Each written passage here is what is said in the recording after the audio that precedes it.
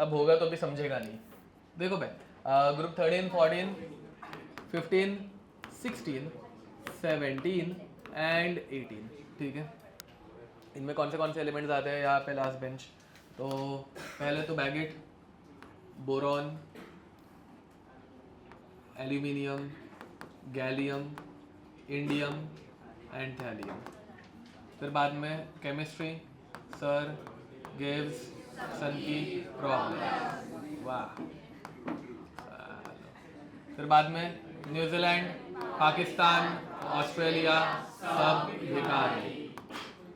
O Shiva see the pot, first class biryani I ate, Heena, Neena और करीना के xerox मंगी। अब इसमें अपने को मैजिक नंबर पता रहने चाहिए। क्या है भाई? 2, 8, 8, 18, 18, 32, 32। अब हीलियम का एटॉमिक नंबर 2, 2 + 8, 10 + 8, 18 + 18, 36 + 18, 54 + 32, 86 + 32, प्रोडिक्टेबल खत्म, ठीक है। वो अगेनिसन, ठीक है, ओजी। अब इसमें बाकी किसी भी चीज़ का अगर तुम लोगों को एटॉमिक नंबर ढूंढना है तो ऐसे उल्टा आने का, ये आएगा 5, इधर उल्टा आएंगे तो ये आएगा 13, यहाँ पे उल्टा आएंगे तो ये आएगा 31, उल्टा आएंगे आएगा 49, उल्टा आएंगे तो यहाँ पे आ जाएगा 81, if I am not wrong, ठीक है। फिर बाद में कार्बन 6, 14, 32, 50, 82, ठीक है। एंड ऐसे ही आगे। अब 11th के पी ब्लॉक में हम लोगों को ग्रुप 13 एंड 14 ये दो ही पढ़ना है, समझ में आ रहा है। फिर बाद में 12th में जब हम लोग पढ़ेंगे तो 15, 16, 17, 18 ये 3 पढ़ेंगे, ठीक है। चलो अब let us start with group 13 elements. हाँ अरे रुको, इनमें मेटलॉइड्स कौन से हैं? तो देखो भाई, boron is a metalloid, silicon, germanium, arsenic, antimony, tellurium, ठीक है। तो ये सारे के सारे क्या है? अपने मेटलॉइड्स है, ठीक है।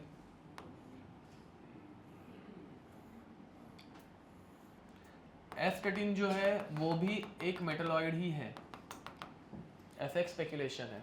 Y speculation? बिकॉज इसकी इतनी अमाउंट हम लोगों को मिल ही नहीं पाती, ठीक है।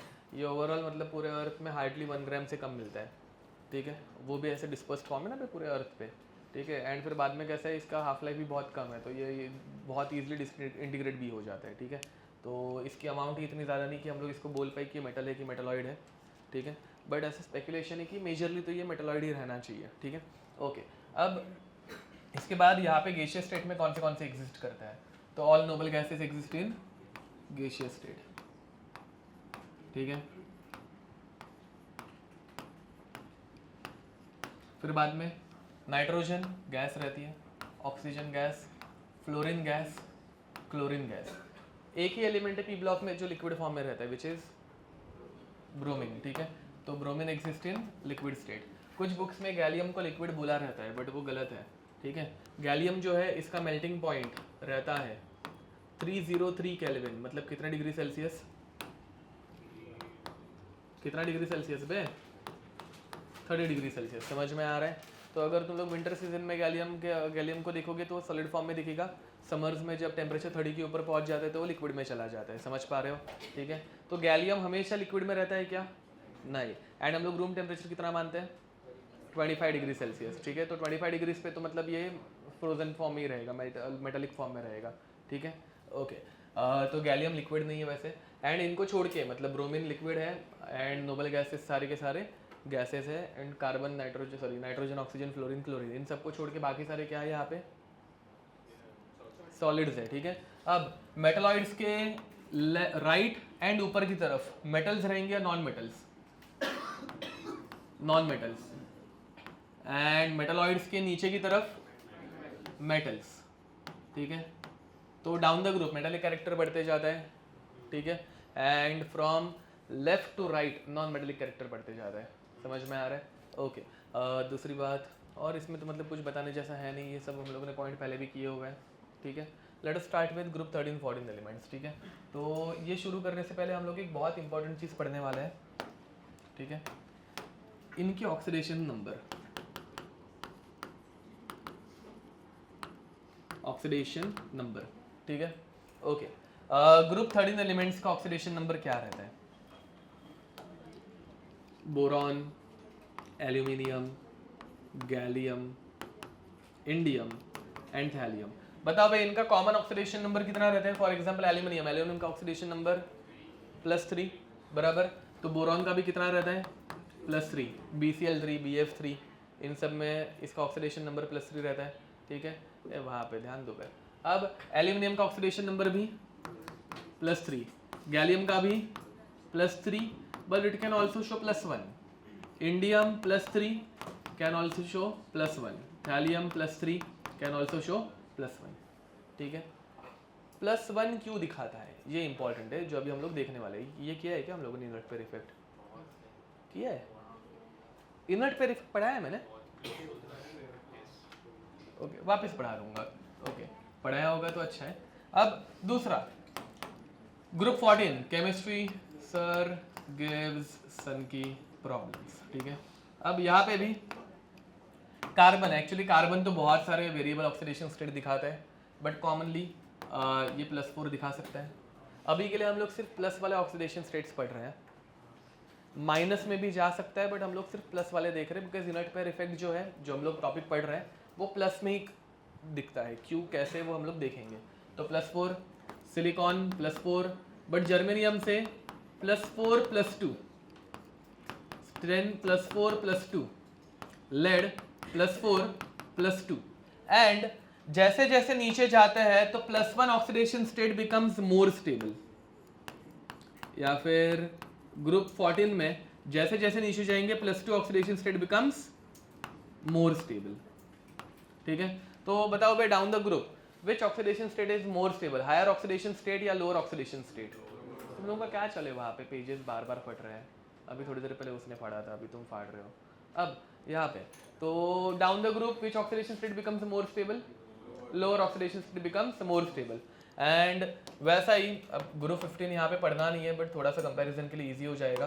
तो nitrogen, phosphorus, arsenic, antimony and bismuth, ठीक है। अब नाइट्रोजन की कॉमन ऑक्सीडेशन स्टेट रहती है +5। अगेन मैं अभी के लिए प्लस वाले ही दिखा रहा हूँ। एक्चुअली नाइट्रोजन में -3 से +5 सारे के सारे दिखते हैं, ये हम लोगों ने रेडॉक्स में किया था, ठीक है। अभी के लिए हम लोग सिर्फ प्लस के साथ डील कर रहे हैं, तो +5। फॉस्फोरस का भी कॉमन रहते हैं +5, बट यहाँ पे हो जाते हैं +5 +3, +5 +3, +5 +3। एंड बोरॉन में which one is more stable, sorry bismuth में which one is more stable, +5 या +3? +3 is more stable compare to +5, ठीक है। अब ये ऐसा क्यों होता है वो पढ़ रहे हैं हम लोग, ठीक है। अगेन यहाँ पे ऑक्सीडेशन स्टेट सबकी वेरिएबल है। फॉस्फोरस भी +5 के साथ +3 +4 +2 +1 बहुत कुछ दिखाता है, हम लोगों ने पढ़ा हुआ है, ठीक है। बट वो इमेजिनरी ऑक्सीडेशन स्टेट है, अभी हम लोग रियल की बात कर रहे हैं, या फिर चार्ज, रियल चार्ज, ठीक है। एक एक करके करेंगे, अभी फर्स्ट ग्रुप 13 का कर लेते हैं, ठीक है। हाँ, अब मुझे बताओ तो यहाँ पे क्या हो रहा होगा भाई, ये किसके वजह से ऐसे होता है, ध्यान दो। ये पीरियड 2 का एलिमेंट है, ये पीरियड 3 का है, पीरियड 4 5 एंड 6। अगर तुम लोग नोटिस करोगे तो पीरियड 4 के जो एलिमेंट्स हैं ना, उधर पे ऑक्सीडेशन स्टेट कम वाला दिखना स्टार्ट हो रहा है, समझ में आ रहा है। पीरियड 4 में ऐसा क्या हो जाता है कि ये ऐसे चेंज आ सकता है, डी ऑर्बिटल आता है। क्या आता है? D orbital. पीरियड 4 के एलिमेंट्स में कौन सा ऑर्बिटल घुस जाता है? D orbital. अब डी ऑर्बिटल आने की वजह से क्या होता है ज़रा समझते हैं, ध्यान दो। Let us start with aluminium and gallium, ठीक है। तो पहले एल्यूमिनियम, इसका एटॉमिक नंबर है 13, एंड गैलियम इसका एटॉमिक नंबर है 31, ठीक है। चल बे, इन दोनों की इलेक्ट्रॉनिक कॉन्फ़िगरेशन लिखो जल्दी। हाँ, और होमवर्क बातें बंद, यहाँ पे देखो सब जन इलेक्ट्रॉनिक कॉन्फ़िगरेशन लिख के हो गई दोनों की, ठीक है। अब देखो एल्यूमिनियम की इलेक्ट्रॉनिक कॉन्फ़िगरेशन आई रहेगी 1s2 2s2 2p6 3s2 3p6। Gallium की आई रहेगी 1s2 2s2 2p6 3s2 3p6 4s2 3d10 4p1, ठीक है। यहाँ पे मैंने गलती से हाँ 3p1, ठीक है। अब इनमें अगर देखेंगे, इनके अगर डायग्राम बनाए, ऑर्बिटल डायग्राम फॉर एग्जांपल, तो फर्स्ट प्रोटॉन, तेरा इलेक्ट्रॉन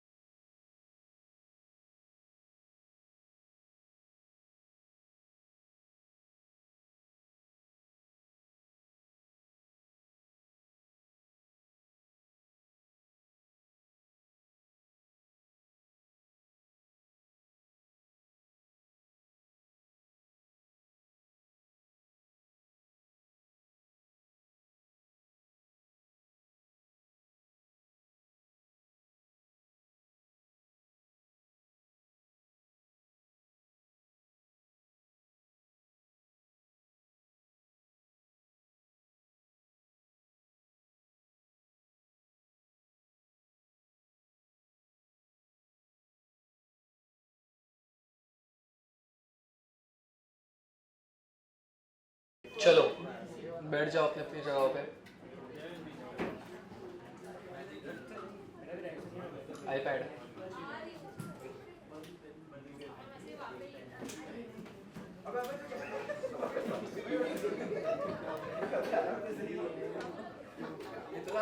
अब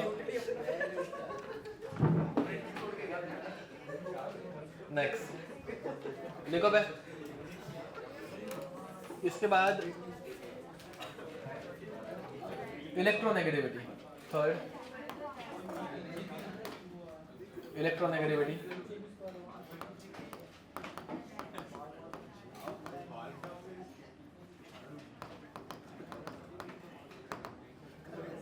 ठीक है चलो अब इलेक्ट्रोनेगेटिविटी वाइज कहाँ पे गया था वो?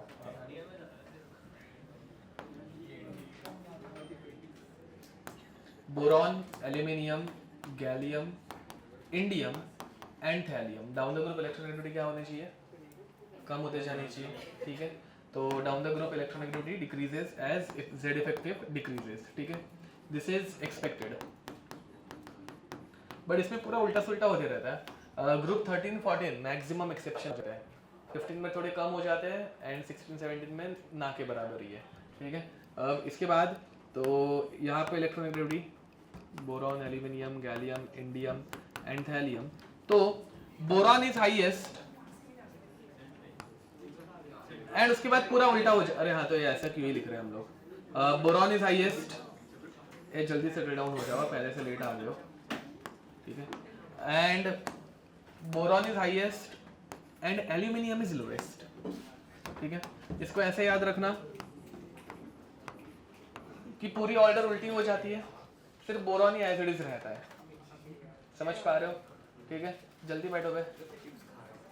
अब ये गरीब है, ये गरीब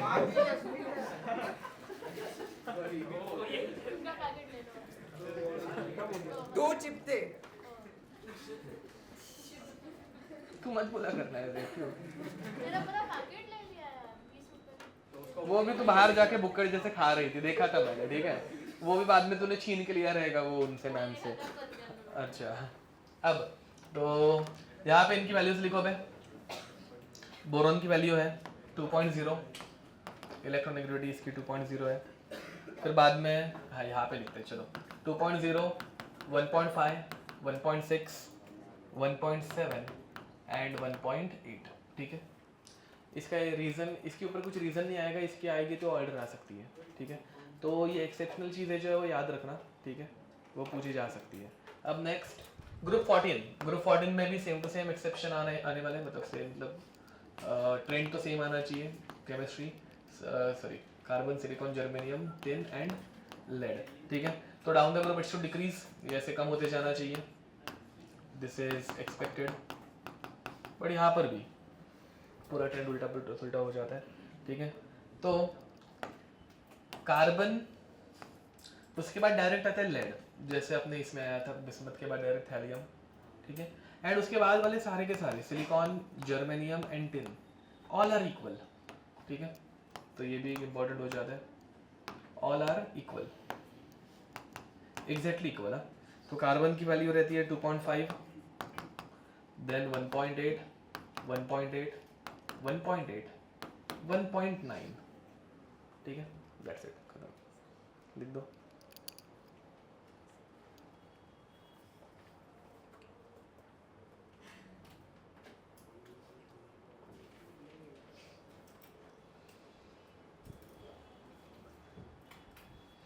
हाँ आजकल वैसे मतलब पहले मेल्टिंग पॉइंट एंड ऑल के ऊपर क्वेश्चन नहीं आता था, आजकल आने लग गया है। ठीक है सबसे पहले एक क्वेश्चन आके गया हुआ है, which of the following has lowest melting point. ठीक है फोर्थ मेल्टिंग पॉइंट, इसके लिए तुम लोगों को एनसीईआरटी एक बार अच्छे से रीड करनी पड़ेगा, गो थ्रू करनी पड़ेगी। एनसीईआरटी में ऐसे ही उठाया हुआ रहता है ये सब। तो एक क्वेश्चन आया था boron, aluminium, gallium, indium and thallium. हाँ by the way in case of melting point no trend is there, no trend, मतलब डाउन द ग्रुप कम होगा, टॉप टू बॉटम बढ़ेगा, ऐसा कुछ ट्रेंड वैसा है नहीं। ठीक है why, because melting point depends on lattice arrangement. समझ में आ रहा है? एंड इसके अलावा भी और बहुत सारे पॉइंट्स रहते हैं जो कि मतलब हम लोगों को कंपेयर करने पड़ते हैं। For example their mass, there volume, या फिर उनकी डेंसिटी। ठीक है, तो बहुत सारी चीज़ें आ जाती हैं जिनके ऊपर मेल्टिंग पॉइंट डिपेंड करता है। तो हम लोग उसको मतलब ऐसे कुछ कंपेयर नहीं कर पाते, ट्रेंड नहीं है उसका। बट इन इस पूरे ग्रुप में सबसे कम मेल्टिंग पॉइंट किसका रहता है? गैलियम का। किसका रहता है? क्यों गैलियम का मेल्टिंग पॉइंट सबसे कम है? मतलब क्यों नहीं, मतलब कितना है इसका मेल्टिंग पॉइंट? हाँ, 30 डिग्री सेल्सियस। समझ में आ रहा है? जो अभी थोड़ी देर पहले पढ़ाया था। तो इतना ही क्वेश्चन आया था, 4 ऑप्शन थे इनमें से, मतलब ये इनमें से कोई भी 4 और उसके साथ गैलियम था। तो सबसे कम किसका रहेगा? गैलियम का रहेगा। ठीक है, अब मैं वैल्यूज़ लिख के दे देता हूँ। अगेन वैल्यूज़ कुछ काम की नहीं है, बट बोरॉन का इस ग्रुप में ना बहुत ज़्यादा ही एक्सेप्शनली हायर मेल्टिंग पॉइंट आ जाता है। वो क्यों आता है वो भी हम लोगों के एनसीईआरटी में दिया हुआ है, वो एक बार कर लेते हैं। तो दिस देन 933, इसका हम लोगों ने लिखा था आज 303, 430 एंड 576। ठीक है, ओके। फिर बाद में carbon, silicon, germanium, tin and lead. ठीक है, इसमें भी सेम हो रहा है। कार्बन इज हाईएस्ट एंड ये डाउन द ग्रुप कम होते जाता है। ठीक है, लेड का सबसे कम रहता है इसमें, मतलब ये डाउन द ग्रुप डिक्रीज हो रहा है, तो इतना कुछ क्वेश्चन आने के चांसेस नहीं है। अब एक question, why boron has exceptionally higher melting point. हाँ, इसका भी मतलब वैल्यूज लिख देते हैं। कार्बन फैमिली में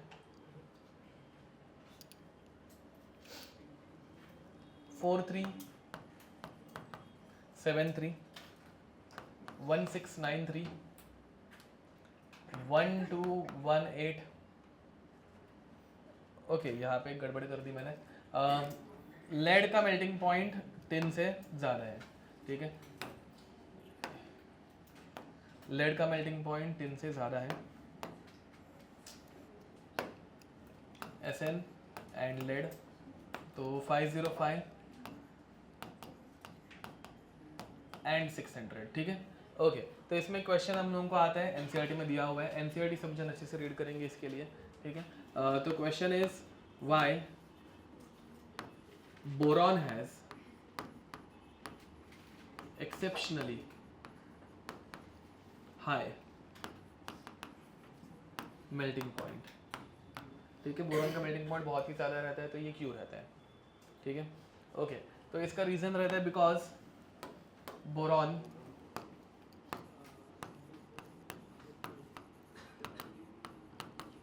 exists in B12 crystalline form. ठीक है, ध्यान दो भाई। तो बोरॉन जब क्रिस्टल्स बनाता है या फिर लैटिस बनाता है, तो एक बोरॉन के साथ ऐसे कितने बोरॉन कनेक्टेड रहते हैं टोटल? मतलब टोटल एक क्रिस्टल कितने बोरॉन का बनता है? 12 बोरॉन का। समझ में आ रहा है? ठीक है, तो इतने सारे 12 बोरॉन्स जब एक साथ कंबाइन हो जाते हैं तो क्रिस्टल जो बनता है वो बहुत स्टर्डी एंड स्ट्रांग बनता है। ठीक है, जिसकी वजह से इसका मेल्टिंग पॉइंट बहुत हाई हो जाता है। Getting it?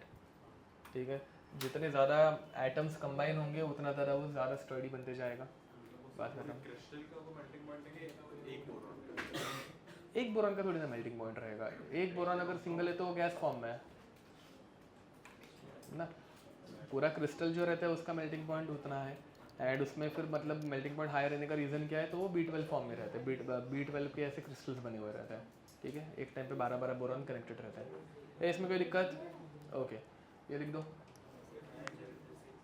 क्या B12 का स्ट्रक्चर शायद से मैंने पढ़ा नहीं है पहली बात तो, बट शायद से मोस्ट कॉमन ऐसा रह सकता है अपने ग्राफाइट जैसा ही, क्योंकि 12 बोरॉन है ना, तो चिपका दो, खत्म बात। समझे? B12 हर एक जगह पे बोरॉन शायद से। अब इसमें भी एक दिक्कत हो जाती है, मतलब चेंज आ सकता है कि एक हेक्सागोन ऐसा है एंड दूसरा हेक्सागोन ऐसा है।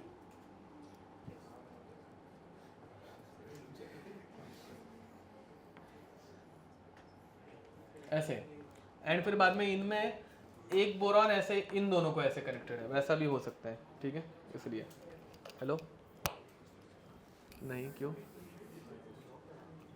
क्या हुआ? अच्छा, ओके ओके ओके, चलो बाय। हाँ तो ये समझा। अब तो B12 ऐसे हो सकता है, हम लोगों के सिलेबस में है नहीं इसका क्रिस्टल कैसे रहता है, हम लोगों को भी कभी पढ़ाया नहीं गया है तो पता नहीं, बड़ा ऐसा हो सकता है शायद से। ठीक है ओके आगे बढ़े। नेक्स्ट हेडिंग लिखो chemical properties of group 13। Heading लिखेंगे केमिकल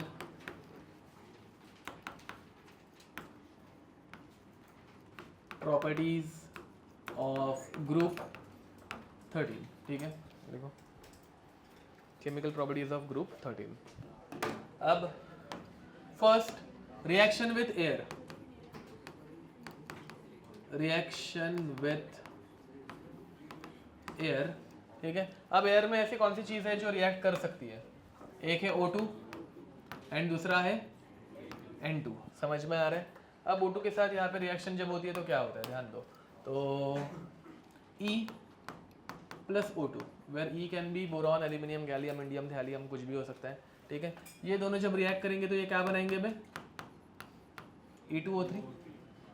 ठीक है और else E plus O2 can also form EO2 sorry E2O। ठीक है अब E2O कौन कौन बना सकता है, Al2O रहता है क्या, नहीं रहता। समझ में आ रहा है। तो E2O कौन कौन बना सकता है, हाँ Ga2O, N2O and Tl2O। E2O exist because of inert pair effect. समझ में आ रहा है ओके। एंड ऑक्साइड्स में सबसे इंपॉर्टेंट चीज इनका नेचर, ये ऑक्साइड्स है ना बे, तो इनका नेचर तो B2O3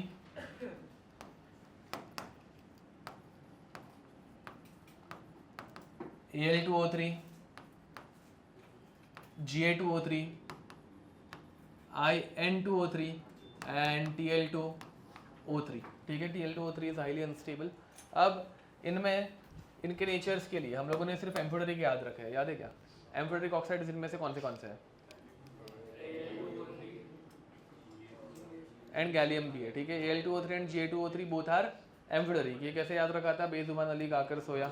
ठीक है उसमें अली, एल्यूमिनियम, गा, Ga, गैलियम। ठीक है तो ये दोनों के दोनों क्या बन जाते हैं, एम्फोटेरिक।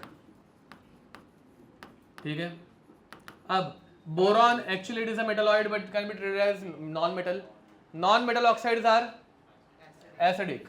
ठीक है या फिर इसमें जब पानी ऐड करेंगे तो H3BO3 बनेगा, याद है ऐसा कुछ, बोरिक एसिड, बोरॉन एसिड बनाता है, बोरिक एसिड बनाता है, तो ये बोरिक एसिड बनाएगा। अब ये दोनों मेटल्स है ना, and metal oxides are basic, तो इनके ऊपर, इनके नेचर के ऊपर क्वेश्चन आ सकता है, एसिडिक है, बेसिक है, न्यूट्रल है, क्या है। ठीक है ये लिख दो। इनर्ट पेयर ऑक्साइड्स का क्या, हाँ भाई बेसिक, ये दोनों बेसिक एंड ये एम्फोटेरिक था तो ये एम्फोटेरिक रहेगा, या फिर लोअर ऑक्सीडेशन स्टेट में तो वो भी बेसिक बन जाएगा। एम्फोटेरिक ऑक्साइड Ga2O3 है तो ये शायद से बेसिक रहेगा, पता नहीं मतलब, या फिर ये बहुत कम एग्जिस्ट करता रहेगा तो स्टडी नहीं हुआ है तो ऐसा। ठीक है आगे बढ़े। नेक्स्ट अब नाइट्रोजन के साथ इनमें से कौन रिएक्ट करता है वो इंपॉर्टेंट है। देखो बे E plus N2 gives us En। ठीक है अब नाइट्रोजन के साथ है ना कंपाउंड्स बनाने वाले एलिमेंट्स बहुत ही कम है, तो हम लोग डायरेक्ट सारे के सारे बना लिख रहे हैं। ठीक है तो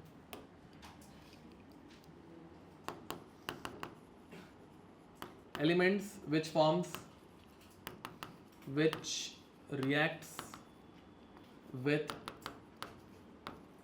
एयर नाइट्रोजन। ठीक है हवा में नाइट्रोजन के साथ रिएक्शन करने वाले एलिमेंट्स बहुत कम है, तो वो डायरेक्ट हम लोग एक लिस्ट बना रहे हैं। तो सबसे पहले एक लिथियम करता है, ठीक है, बट सोडियम नहीं करता, पोटेशियम भी नहीं करता। मतलब पूरे एस ब्लॉक एलिमेंट में एक इकलौता, एस ब्लॉक नहीं, ग्रुप 1 एलिमेंट्स में एक इकलौता लिथियम है जो कि एयर नाइट्रोजन के साथ रिएक्ट कर पाता है। समझ में आ रहा है क्यों ऐसा होता है? हाँ हाँ डायगोनल रिलेशनशिप समझ में आ रहा है। तो डायगोनल रिलेशनशिप की वजह से अपना जो मैग्नीशियम है वो भी रिएक्ट कर पाता है, एंड बेरिलियम जो है वो भी रिएक्ट कर लेता है। वैसे अपना एल्यूमिनियम ये भी रिएक्ट कर पाता है। समझ में आ रहा है? मेजरली ये एलिमेंट्स है जो कि डायरेक्ट एयर नाइट्रोजन के साथ रिएक्ट कर लेते हैं, ये 4। इनके अलावा अगर तुम लोगों को कोई मिले तो मुझे भी बता देना, बट यही है, मतलब मैंने जितना रीड किया है तो यही है, ठीक है, लिख दो ये। तो बट यहाँ पे BN एग्जिस्ट करते हैं क्या? BN boron nitride. अब एक चमाट दूंगा ना, भाई हराम करो। क्या होमवर्क क्यों किया है भाई तुम लोगों ने, मतलब ऐसे हाँ BNX याद है, तो BN एग्जिस्ट करता है, समझ में आ रहा है। बट वो डायरेक्ट एयर के नाइट्रोजन के साथ रिएक्ट करता है क्या? नहीं। इसके 2 रीजन आते हैं। पहली बात, नाइट्रोजन के साथ बहुत कम एलिमेंट रिएक्ट कर पाते, क्यों? बिकॉज नाइट्रोजन बनाते ट्रिपल बॉन्ड, उस ट्रिपल बॉन्ड को ब्रेक करना बहुत डिफिकल्ट है। दूसरा, बोरॉन रिएक्ट नहीं कर पा रहा है बिकॉज बोरॉन बनाता है, अभी पढ़ाया था, B12 के क्रिस्टल्स जो है वो बहुत स्टेबल बन जाते हैं, तो उसको भी ब्रेक करना बहुत डिफिकल्ट है। ये समझ में आ रहा है कुछ? ठीक है, तो बोरॉन नाइट्राइड ये डायरेक्ट एयर नाइट्रोजन के साथ रिएक्ट करके नहीं बनता। कैसे बनता है वो बाद में पढ़ेंगे, अभी के लिए ये समझ में आ रहा है। एयर नाइट्रोजन के साथ ये 4 ही एलिमेंट्स हैं। इनके अलावा आगे देखो, मैं 100% गारंटी नहीं लेता हूँ कि इधर किसी कोने में एनसीईआरटी में चिपकाया रहेगा, कुछ लिख के दिया होगा, तो मैंने कभी नोटिस नहीं किया है, क्या भरोसा है ना। तो अगर मिल जाए तो देख लेना, बट जितना याद है मतलब वही है, ठीक है, ओके। एम्फोटेरिक ऑक्साइड्स मतलब हो गए सारे के सारे मेरे ऐड करके हो गए, इतना मुझे पता है। तो एम्फोटेरिक में वो ट्रिक हमेशा काम करती है। इनका एक बार फिर भी एक चेक कर लेना, ठीक है, ओके। नेक्स्ट, अब इसके बाद रिएक्शन विथ हेलोजन, ठीक है। सेकंड, रिएक्शन विथ हेलोजन्स, ठीक है। तो बताओ भाई, E + X2 दोनों कंबाइन होकर क्या बनाएंगे? E + X2 कंबाइन होकर क्या बनाएंगे? EX3 बराबर। अब इसमें एक खतरनाक चीज है, question, find oxidation number of thallium in TLI3, ठीक है, TLI3। इसमें ऑक्सीडेशन नंबर ऑफ थैलियम बताओ भाई क्या आएगा? +3 बराबर, गलत है। तो यहाँ पे ऑक्सीडेशन नंबर रहता है TLI3 में, thallium is +1 and I3 minus is -1। तुमने पढ़ा है I3 माइनस? नहीं, ट्राइआयोडाइड कैसे होगा भाई तुम लोगों का, हाँ ना। अब I3 माइनस, ठीक है, इसकी हम लोगों ने पूरी ज्योमेट्री एंड ऑल निकाली थी। आयोडीन के एटॉम में कितने इलेक्ट्रॉन? 1 2 3 4 5 6 7 रहते हैं, माइनस चार्ज आ गया तो 1 8। I3 माइनस में एक सेंट्रल आयोडीन है और 2 बाजू वाले आयोडीन है, तो एक आयोडीन यहाँ पे आया, दूसरा आयोडीन दूसरी तरफ आया, 1 lone pair 2 lone pair 3 lone pair. तो यहाँ पे this is I attached to 2 other I's having 3 lone pair and this central iodine is carrying the negative charge. To balance this negative charge we have Tl+। ये समझ में आ रहा है? तो TLI3 ऑक्सीडेशन स्टेट क्या आएगी? +1। यहाँ पे +3 नहीं रह पाता, क्यों नहीं रह पाता? वही क्या, हाँ, इनर्ट पेयर इफेक्ट। समझ में आ रहा है? इस चैप्टर में सारे क्वेश्चन का आंसर, मतलब 50% का आंसर तो इनर्ट पेयर इफेक्ट है, ठीक है, तो इसलिए वो सबसे पहले पढ़ा है, लिख दो। बाकी AlCl3, AlBr3, BCl3, BF3, BBr3 वो सब एग्जिस्ट करते हैं, ठीक है, ओके। अब हेलोजेंस में ही, मतलब हलाइड्स में एक इंपॉर्टेंट चीज,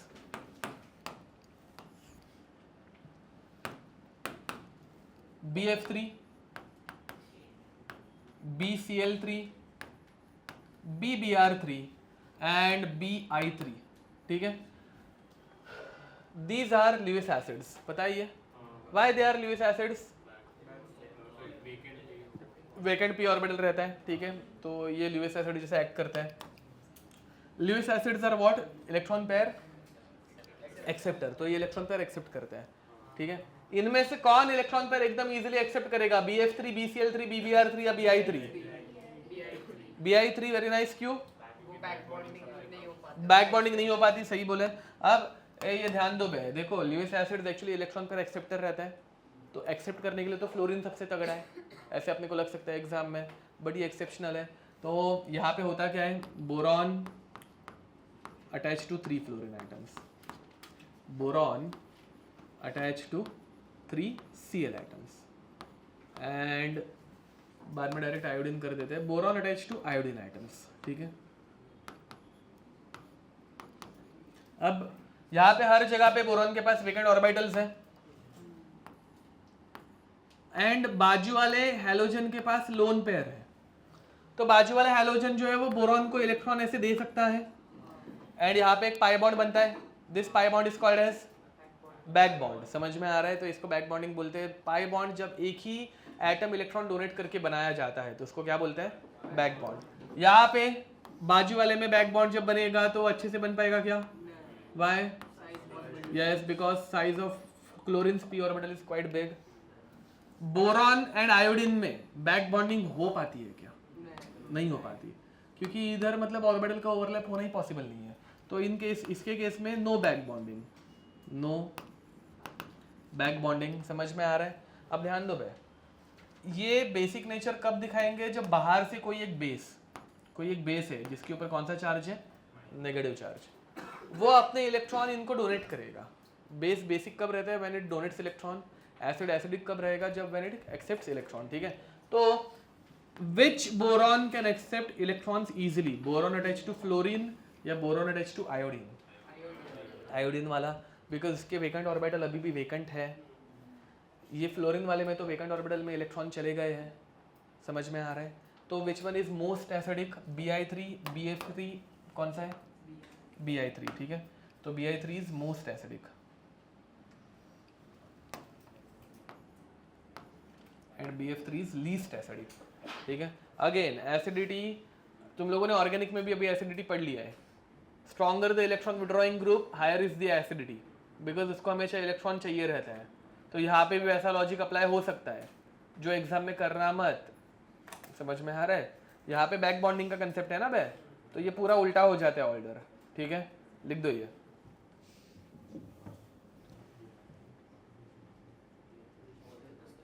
हाँ, एसिडिटी ऑर्डर है ये। वहाँ पे हेडिंग लिख देना एसिडिटी ऑर्डर, नहीं तो क्या लिखा था वही भूल जाओगे। बाय द वे इसमें बाद में और बहुत सारे क्वेश्चन आ सकते हैं। इसको अगर और थोड़ा सा डिफिकल्ट कर लूँ तो bond order of boron halogen bond is highest in, bond order of boron halogen bond is highest in BF3। समझ में आ रहा है? BF3 में कितनी बॉन्ड ऑर्डर रहेगी बे?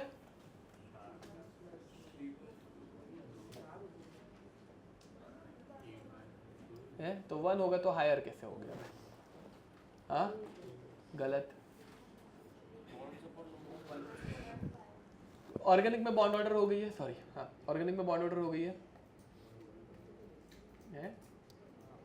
अबे वो तुम लोगों ने ऑर्थो इफेक्ट में बॉन्ड बड़ा छोटा, बॉन्ड ऑर्डर कम होना, वो सब पढ़ा है ना बे। रेजोनेंस में बॉन्ड ऑर्डर निकालिए। ओके, अब यहाँ पे वही होगा। देखो बे, अभी इस बोरॉन ने इलेक्ट्रॉन दिए, सॉरी इस फ्लोरीन ने इलेक्ट्रॉन दिए, फिर बाद में इधर वाला फ्लोरीन बोलेगा बहुत हो गया अब मेरे इलेक्ट्रॉन लेने के, फिर बाद में ये वाला फ्लोरीन भी अपने इलेक्ट्रॉन डोनेट करेगा। एक साथ तीनों इलेक्ट्रॉन डोनेट करेंगे क्या? नहीं, यहाँ पे क्या होगा, जब ये फ्लोरीन इलेक्ट्रॉन देगा तो ये वाला अपने वापस से लोन पर ले लेगा, जब ये देगा तो ये वाला वापस देगा, फिर ये देगा तो ये वाला वापस लेगा। इसको क्या बोलते हैं? रेजोनेंस बोलते हैं।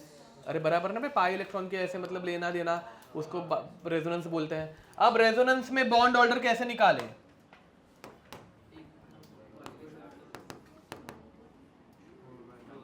हाँ, 4/3। Total number of bonds are 4। याद रखना बे, बोरॉन 4 से ऊपर बॉन्ड नहीं बना पाता। क्यों नहीं बना पाता? क्या? वेकेंट डी ऑर्बिटल नहीं रहता उसके पास। ठीक है, तो as it does not contain vacant d orbital it can only form 4 maximum bonds. तो यहाँ पे बोरॉन की बॉन्ड ऑर्डर 4 मैक्सिमम, जो कि 4 बॉन्ड बैक बॉन्डिंग की वजह से हो रहे हैं, एंड टोटल सराउंडिंग एटम्स 3। तो आंसर कितना आएगा बैक बॉन्डिंग का? 1.33। बट ये परमानेंट बॉन्ड नहीं है भाई। तो इसकी मतलब BF3 में बॉन्ड ऑर्डर जो है वो 1 से 1.33 के बीच में रहेगी। Bond order is greater than 1 but less than 1.33। देखो, बैक बॉन्डिंग ये एक परमानेंट बॉन्ड है क्या? नहीं। समझ में आ रहा है? वो ऐसे कंप्लीट कंटिन्यूस बॉन्ड नहीं रहता। तो ये इधर ऐसे बीच में ऐसा कुछ पढ़ा है तुम लोगों ने पहले, बॉन्ड ऑर्डर ऐसे बीच में इंटरमीडिएट। ठीक है, अब यहाँ पे क्या होगा? यहाँ पे तो ये 1.33 से कम ही रहेगी, क्योंकि क्लोरीन हमेशा बॉन्ड इलेक्ट्रॉन दे पा रहा है क्या अच्छे से? नहीं। समझ में आ रहा है? तो इसकी बॉन्ड ऑर्डर 1.33 से भी कम। इधर बॉन्ड ऑर्डर कितनी रहेगी? Only 1, because no back bonding is there. समझ में आ रहा है? तो यहाँ पे बॉन्ड ऑर्डर 1, फिर 1 से थोड़ा सा ज़्यादा, तू ही कर रही है ना वो पेन, कौन कर रहा है वो पेन ऐसे बन चालू कोई तो कर रहा था ना, अच्छा तू कर रहा है, किधर है तेरा पेन, कहाँ पे छुपाया पे डाले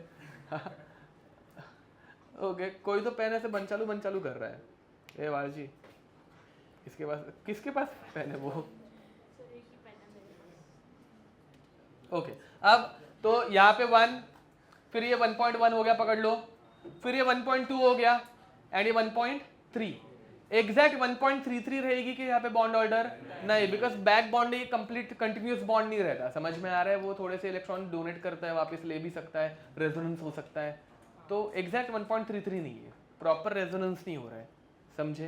प्रॉपर रेजोनेंस कब होता है,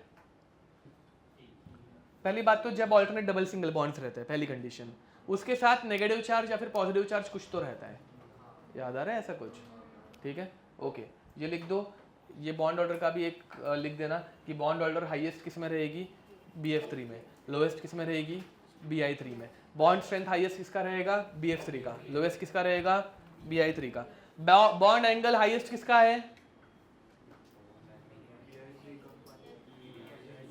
बॉन्ड एंगल सबका सेम है 120 degree, all are trigonal bipyramidal, समझ में आ रहा है, तो bond angle is same in all of them. ये सब क्वेश्चंस हम लोगों ने केमिकल बॉन्डिंग में लिख के हो गए हैं, अभी हम लोग नहीं लिख रहे हैं, चलेगा ना okay. Chemical bonding and periodic table अगर वो अच्छे से रिवाइज कर लिया तो ये चैप्टर बहुत सिंपल है, सब कुछ वही कंसेप्ट है, वापस रिवाइज होंगे, थोड़ा बहुत और एक्स्ट्रा का घुसेड़ दूंगा, ठीक है हाँ तो इंपॉर्टेंट कॉन्सेप्ट है। अब इसका दूसरा क्वेश्चन कैसे आएगा कि which of the following will react with ammonia the fastest, समझ में आ रहा है, इन चारों में से कौन अमोनिया के साथ सबसे फास्ट रिएक्ट कर पाएगा, बताओ भाई, BF3 करेगा BI3 करेगा, BI3 because it is most acidic, तो वो अमोनिया के लोन पर इजीली एक्सेप्ट कर पाएगा, ठीक है बस और कुछ नहीं, लिख दो, हो गया लिख के, ये साला लेक्चर खत्म क्यों नहीं हो रहा है, इसका बर्थडे है, अरे क्या बात कर रहे हैं, चलो हाँ